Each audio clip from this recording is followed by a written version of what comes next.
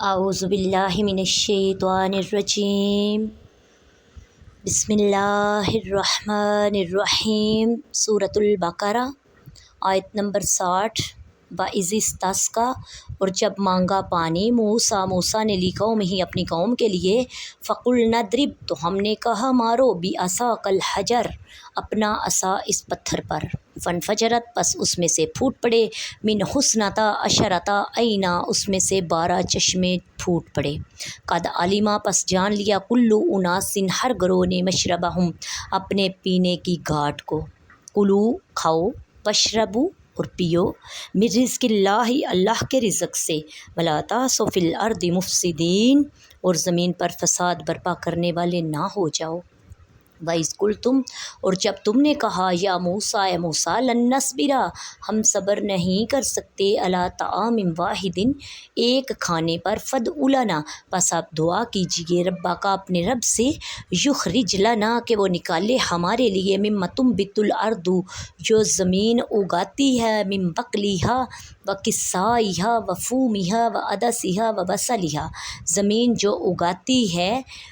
کچھ ساگ گیہوں مسور اور پیاز کالا فرمایا اتستبدلون کیا تم طلب کرتے ہو بدلہ اس کا لیتے ہو الذی ہوا ادنا ہوا خیر اچھی چیز کے بدلے میں ادنا چیز مانگتے ہو اہبطوا اتر جاؤ مصر میں فإن لکم ما سألتم مصر یا کسی اور شہر میں جو تم مانگتے ہو وہ تمہیں وہاں ملے گا وَضُرِبَتْ اور ان پر مسلط کر دی علیہم الذلۃ ان پر ذلت ڈال دی گئی مسلط کر دی گئی والمسکنۃ غریبی وباءوا پس وہ ہوگے بغضب من اللہ ایسے غضب کے حقدار بأنہم کانوا یکفرون اس وجہ سے کہ وہ کفر کیا کرتے تھے بآیت اللہ کی آیتوں کے ساتھ ویقتلون النبیین بغیر الحق نبیوں کو وہ بغیر حق کے ناحق قتل کیا کرتے تھے ذالک بما عصوا وکانوا یعتدون یہ ان کی نافرمانی تھی وہ بہت ہی حد سے بڑھنے والے تھے بسم اللہ الرحمن الرحیم تفسیر سورہ بقرہ کی آیت نمبر 60 کی جب حضرت موسیٰ علیہ السلام نے اپنے لوگوں کے لیے پانی مانگا اپنی امت کے لیے میدان طیہ میں بنی اسرائیل نے پانی نہ پایا تو حضرت موسیٰ علیہ السلام کی خدمت میں فریاد کی اے موسیٰ اللہ کی طرف سے اللہ کو دعا کرو اللہ تعالیٰ سے کہ وہ ہمیں پانی عطا کرے چنانچہ حضرت موسیٰ علیہ السلام نے اللہ کے حکم سے اپنا عصا پتھر پر مارا اللہ رب العزت نے فرمایا اپنا عصا پتھر پر مارو چنانچہ آپ نے عصا مارا تو اس سے 12 چشمے پانی کے پھوٹ نکلے بنی اسرائیل کے 12 گروہوں نے اپنے اپنے گھاٹ کو پہچان لیا یہاں ایک نقطہ قابل ذکر ہے کہ پتھر سے چشمہ جاری کرنا حضرت موسیٰ علیہ السلام کا عظیم معجزہ تھا جبکہ ہمارے آقا حضور سید المرسلین صلی اللہ علیہ وآلہ وسلم نے اپنی مبارک انگلیوں سے پانی کے چشمے جاری فرمائے اور یہ اس سے بڑھ کر بھی معجزہ تھا شیخ الحق محدث دہلوی فرماتے ہیں حضرت موسیٰ علیہ السلام کا یہ معجزہ کہ وہ پتھر سے پانی رواں کریں پتھر سے چشمہ برآمد کرتے نبی کریم صلی اللہ علیہ وسلم نے اپنی انگشت ہائے مبارکہ سے چشمے جاری فرمائے پتھر تو زمین ہی کی جنس ہے اس سے تو پانی نکلتا ہی ہے لیکن ہماری آقا علیہ الصلوۃ والسلام کا عظیم معجزہ ہے اعلیٰ حضرت امام احمد رضا بریلوی فرماتے ہیں انگلیاں ہیں فیض پر ٹوٹے پیاسے جھوم کر ندیاں پنج آب رحمت کی ہیں جاری واہ واہ ہماری آقا علیہ الصلوۃ والسلام کے یہ معجزے ہیں کہ آپ علیہ الصلوۃ والسلام نے اپنے زندگی میں بہت زیادہ معجزات جو صحابہ کرام نے اپنی آنکھوں سے دیکھے اور کانوں سے سنے وہ عطا فرمائے حضرت جابر بن عبداللہ رضی اللہ تعالیٰ عنہ فرماتے ہیں میرے والد گرامی حضرت عبداللہ بن عمر بن حرام وفات پا گئے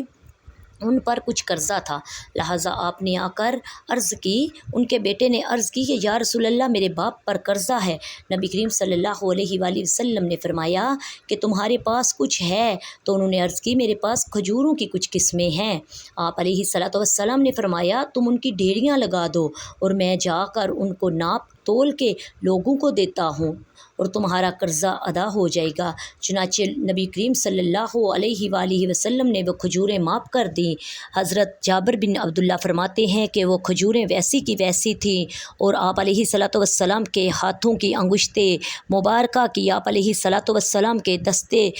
عطا سے ایسا معجزہ ہوا، کھجوریں بھی وہی پڑی رہیں اور آپ علیہ الصلاۃ والسلام نے ان کا قرض بھی اتار دیا۔ سبحان اللہ و بحمدہ، سبحان اللہ العظیم۔ آیت نمبر 61، لن نصبر واحدا۔ اللہ رب العزت نے فرما رہے ہیں کہ بنی اسرائیل نے حضرت موسیٰ علیہ السلام سے عرض کی کہ یا موسیٰ اپنے اللہ رب العزت سے عرض کرو، دعا کرو کہ ہم ایک کھانے پہ اکتفا نہیں کر سکتے۔ بنی اسرائیل پر نعمتوں کے ذکر کے بعد جہاں ان کی بے ہمتی اور نالائکی نافرمانی کے کچھ واقعات ہیں، ان میں سے ایک واقعہ ہے بنی اسرائیل میں حضرت موسیٰ علیہ السلام سے مطالبہ کیا کہ ہم ایک قسم کے کھانا نہیں کھا سکتے، لہٰذا ہمیں زمین سے ترکاریاں دالیں وغیرہ ملے۔ حضرت موسیٰ علیہ السلام نے انہیں سمجھایا کہ تم اتنا اچھا کھانا بغیر محنت کے مل رہا ہے، کیا اس کی جگہ تم ادنا قسم کا کھانا چاہتے ہو؟ لیکن جب وہ نہ مانے تو حضرت موسیٰ علیہ السلام نے بارگاہ الہی میں عرض کی تو اس پر حکم ہوا کہ اے بنی اسرائیل، اگر تمہارا یہی مطالبہ ہے تو پھر مصر جاؤ، وہاں تمہیں چیزیں ملیں گی جن کا تم مطالبہ کر رہے ہو۔ یہاں اس بات کا خیال رکھیں کہ ساگ ککڑی وغیرہ جو چیزیں بنی اسرائیل نے مانگی ان پر مطالبہ کرنا گناہ نہیں تھا، لیکن من و سلوہ جیسی نعمت بے محنت چھوڑ کر ان کی طرف مائل ہونا بڑی کم خیالی اور پست خیالی ہے۔ ہمیشہ ان لوگوں کا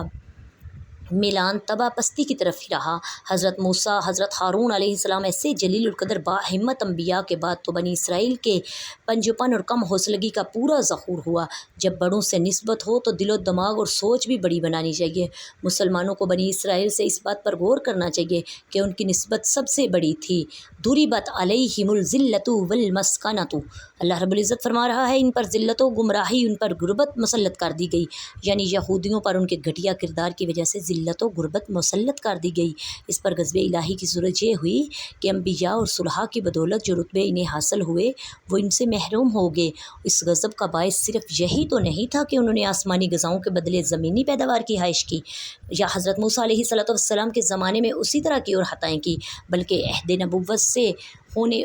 دور ہونے اور زمانہ دراز گزرنے سے ان کی دینی صلاحیتیں باطل ہو گئیں۔ اللہ تعالیٰ کی آیتوں کے ساتھ کفر کیا کرتے تھے۔ حضرت یحییٰ، حضرت شعیب کو شہید کیا۔ حضرت یحییٰ اور حضرت شیعہ علیہ السلام یہ دونوں پیغمبر ہیں، ان کو شہید کے ایسا ناحق قتل کیا، اس کی وجہ سے یہ قاتل بھی بن گئے۔ اللہ رب العزت نے فرمایا اب تم اتر جاؤ اور جاؤ جا کے وہی کھاؤ اور جاؤ جا کے ذلت و گمراہی اور رسوائی میں رہو، یہی تمہاری سزا ہے۔ ان کی نافرمانی اور سرکشی والا راستہ انہوں نے اختیار کیا، تب دنیا بھر میں جو ذلت اور رسوائی مسلمانوں کی ہوئی اور ہو رہی ہے وہ سب کے سامنے ہے۔ اللہ رب العزت سے دعا ہے ہمیں قرآن پڑھنے، پڑھانے اور اس پر عمل کرنے کی توفیق عطا فرمائے۔ وما علینا الا البلاغ المبین۔ السلام علیکم ورحمۃ اللہ وبرکاتہ۔